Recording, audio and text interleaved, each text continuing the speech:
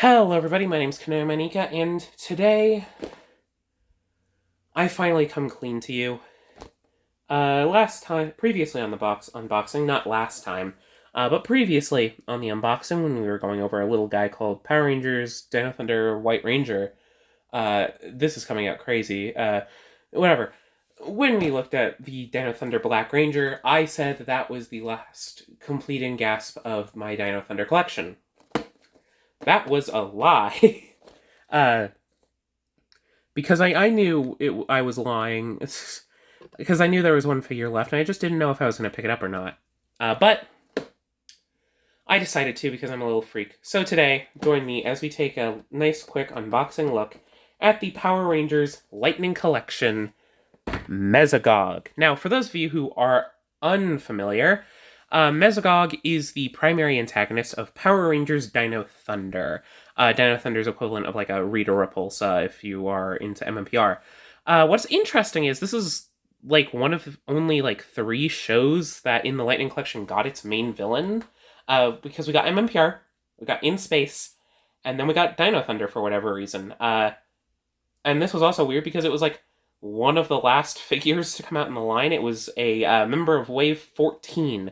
And once the 15th wave came out, it was all over. But this is one of the last Power Rangers that they released, or Power Rangers characters they released, because he's not a Power Ranger, he's a dinosaur man. But yeah, I'm excited to take a look at it because Mesogog is a very kind of cool-looking antagonist with a very iconic performance. But anyways, taking a look, this is the average plastic-free packaging style that we've seen a couple of times on the channel, with the kind of hook up there with the Power Rangers Lightning Collection logo kind of splattered across it, a lightning bolt pattern that allows us to see a render of the figure. Not the greatest, not nice and high quality, but like it's a render. Power Rangers Lightning Collection up there. We have a artwork of the character, which is a little bit bland and generic, but it's interesting to see Mesogog art in 2025. Dino Thunder Mesogog right there, Hasbro logo there. At the top, it's just more of that Power Rangers patterning, but in like a white.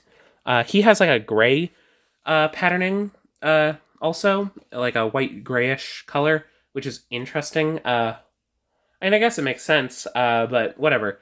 On the bottom, it's just legalese on that black background. On this side, we get a fuller version of that Mesogog promotional art, as well as the Power Rangers Dino Thunder logo, which looks great. On this side, we get the Dino Thunder logo again, the name of the figure, Dino Thunder Mesogog, and then what is usually taken up by the helmet of the figure is instead Mesogog's head, which looks a little weird and creepy, but whatever. And on the back, we get a close-up render of the figure, a render that shows the height and everything that comes in the set, Dino Thunder logo, Hasbro logo, Dino Thunder Mesogog. You know who this guy is, so why don't we take a quick look at the figure itself. But yeah, you know, plastic-free packaging. Again,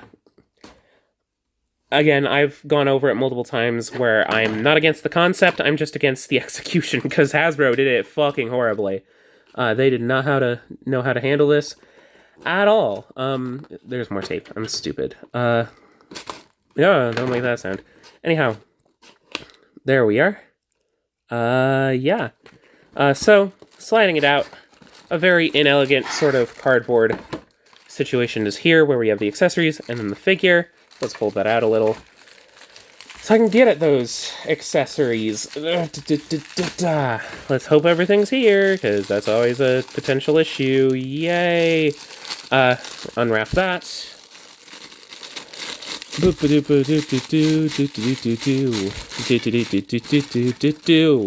There we are. Only 4 accessories with this set. First off, he has a pair of dinosaur fists, uniquely sculpted for him and him alone. He has the 3 fingers, the nice scaly look.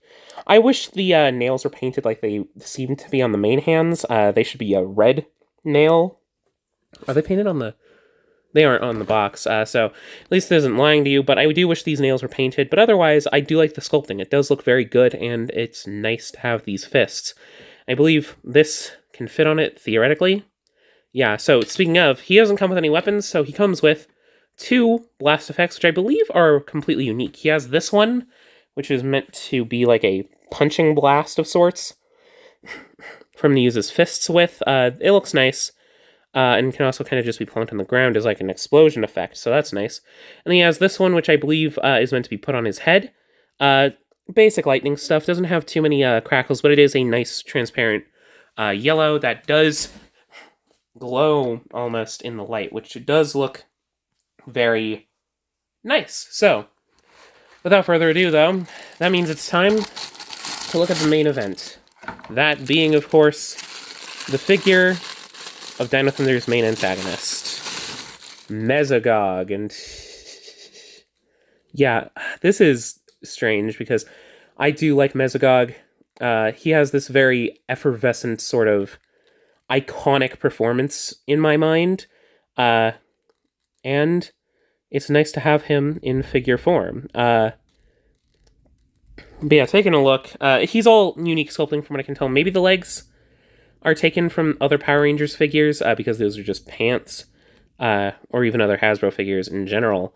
But everything else is unique because he's a dinosaur man. So taking a look at the head, that is Mesogog's head. The eyes aren't painted the greatest. They're a little uneven, but it's workable, it's livable. But otherwise, it is very nicely sculpted and very nicely painted. It looks like the Mesogog head from the TV show.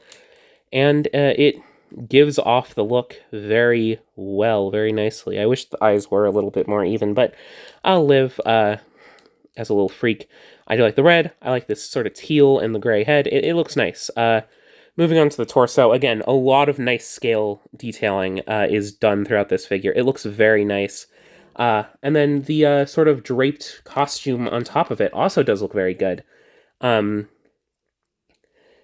I like this nice little bit of glossy paint. I like that it kind of builds to a hood where he has like a bit of a hunch, but it does look nice. I do like these glossier elements, which really do highlight those details.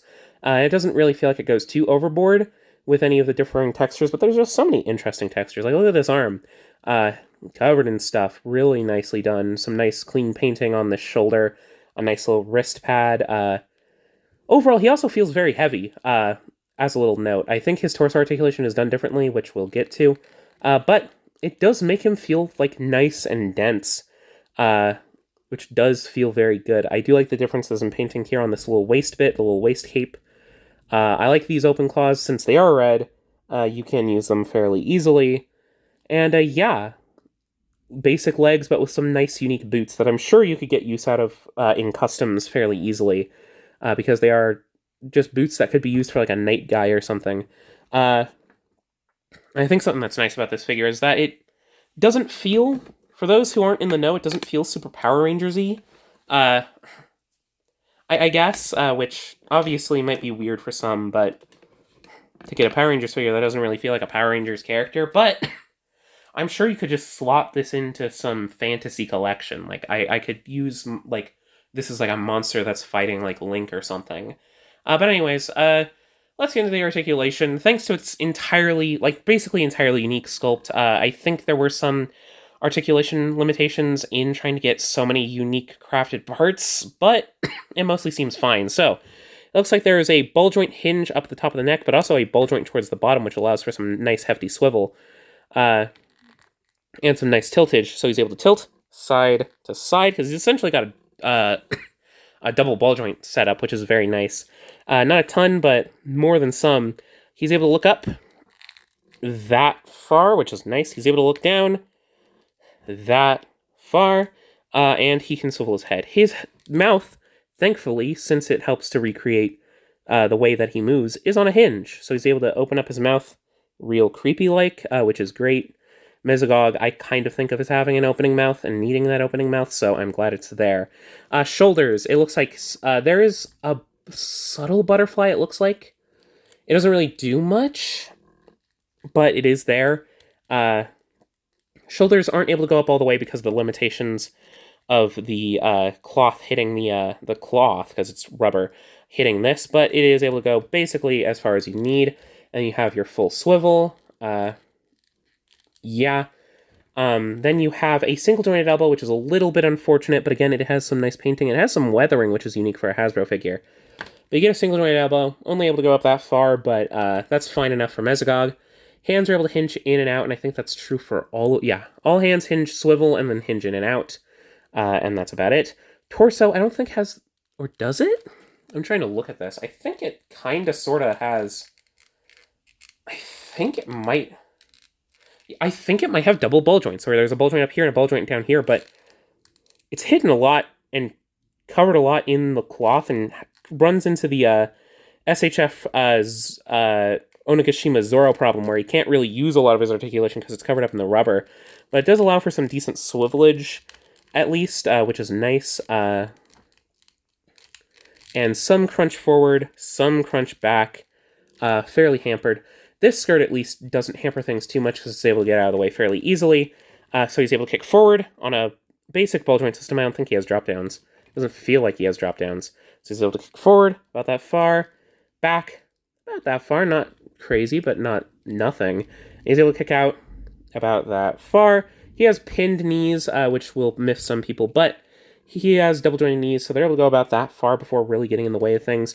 But he has still the Ranger standard boot swivel, as well as your usual Hasbro ankle articulation of moving forward a bit, back a lot, and having a nice ankle tilt.